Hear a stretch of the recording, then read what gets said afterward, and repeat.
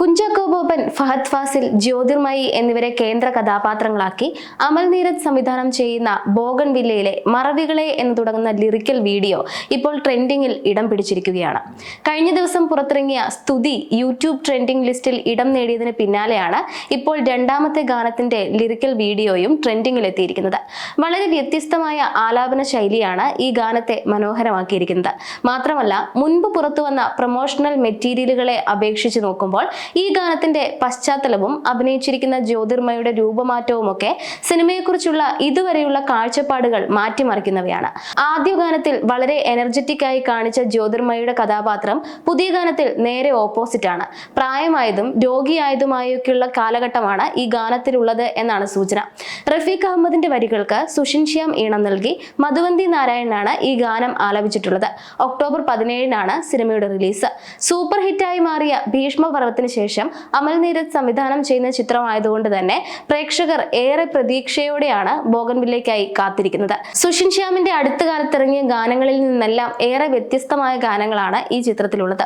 കുഞ്ചാക്കോ ബോബൻ, ഫഹദ് ഫാസിൽ, ജ്യോതിർമയി എന്നിവരുടെ വ്യത്യസ്ത ഗെറ്റപ്പുകളുമായി എത്തിയ സിനിമയുടെ ഒഫീഷ്യൽ പോസ്റ്ററിന് മുൻപ് വലിയ സ്വീകാര്യതയാണ് ലഭിച്ചത്. കൂടാതെ കറുപ്പിലും ചുവപ്പിലും എത്തിയിരുന്ന ക്യാരക്ടർ പോസ്റ്ററുകളും വൈറലായിരുന്നു. സിനിമയുടെ പ്രമോ ഗാനവും നിമിഷ നേരങ്ങൾക്കുള്ളിൽ തന്നെ സോഷ്യൽ മീഡിയ ഏറ്റെടുക്കുകയുണ്ടായി. സോണി മ്യൂസിക് ആണ് സിനിമയുടെ music partner. Release date announcement പോസ്റ്ററും എല്ലാവരുടെയും ശ്രദ്ധ കവർന്നിരുന്നു.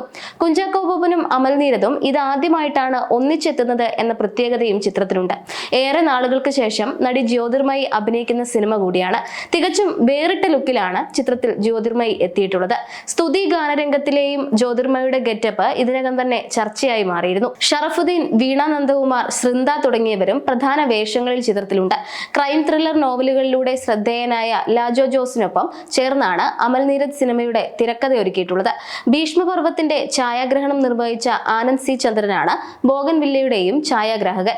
അമൽ നീരദ് പ്രൊഡക്ഷൻസിന്റെയും ഉദയ പിക്ചേഴ്സിന്റെയും ബാനറിൽ ജ്യോതിർമയിയും കുഞ്ചാക്കോ ബോബനും ചേർന്നാണ് ഈ സിനിമ നിർമ്മിക്കുന്നത്. ഗാനങ്ങൾ സോഷ്യൽ മീഡിയ ആഘോഷിക്കുമ്പോഴും മറുവശത്ത് വിവാദങ്ങൾ കനക്കുന്നുണ്ട്. ചിത്രത്തിലെ ഗാനത്തിനെതിരെ സിറോ മലബാർ സഭ പരാതി നൽകി എന്ന റിപ്പോർട്ടുകൾ പുറത്തു വന്നിരുന്നു.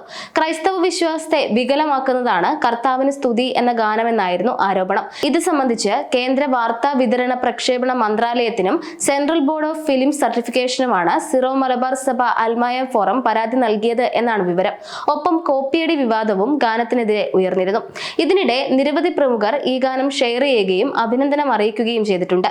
സ്തുതി പാടി ഡോക്ടർ ദിവ്യ എസ് അയ്യർ ഇൻസ്റ്റാഗ്രാമിൽ പങ്കുവച്ച റീല ചുരുങ്ങിയ സമയം കൊണ്ട് തന്നെ ശ്രദ്ധേയമാവുകയും ചെയ്തിരുന്നു. ഈ വീഡിയോയ്ക്ക് താഴെ നിരവധി പേർ പ്രതികരണം അറിയിക്കുകയും കുഞ്ചാക്കോ ബോബൻ നന്ദി പറഞ്ഞ് വീഡിയോ ഷെയർ ചെയ്യുകയും ചെയ്തിരുന്നു.